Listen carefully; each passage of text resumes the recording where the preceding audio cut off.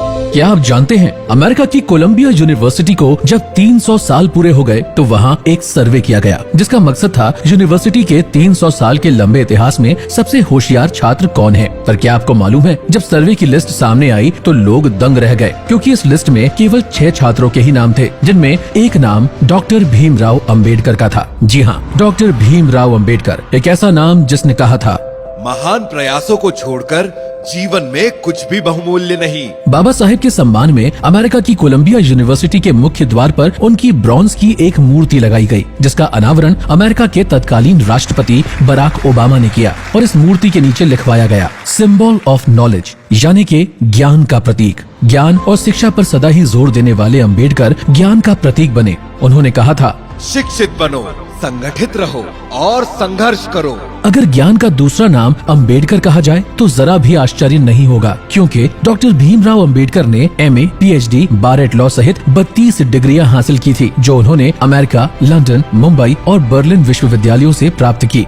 भीमराव अंबेडकर का कहना था, जीवन लंबा नहीं महान होना चाहिए। भीमराव का जीवन इतना महान था कि उन गिनी चुनी महान शख्सियतों में शामिल है जिन्हें भारत रत्न से सम्मानित किया गया। भीमराव अंबेडकर जो कहा करते थे, बुद्धि का विकास मानव के अस्तित्व का महत्वपूर्ण लक्ष्य होना चाहिए। इसी लक्ष्य की दिशा में भीमराव अंबेडकर के द्वारा प्रदान किए गए दिशा निर्देशों और निर्देशक सिद्धांतों के आधार पर ही दोस्तों भारतीय रिजर्व बैंक की बुनियाद रखी गई है। भीमराव अंबेडकर ने कहा था, वे इतिहास नहीं बना सकते जो इतिहास को भूल जाते हैं। संविधान पुरुष भीमराव अंबेडकर के जीवन की अनसुनी कहानी सुनने के लिए डाउनलोड पॉकेट FM और सुनिए महानायक भीमराव अंबेडकर।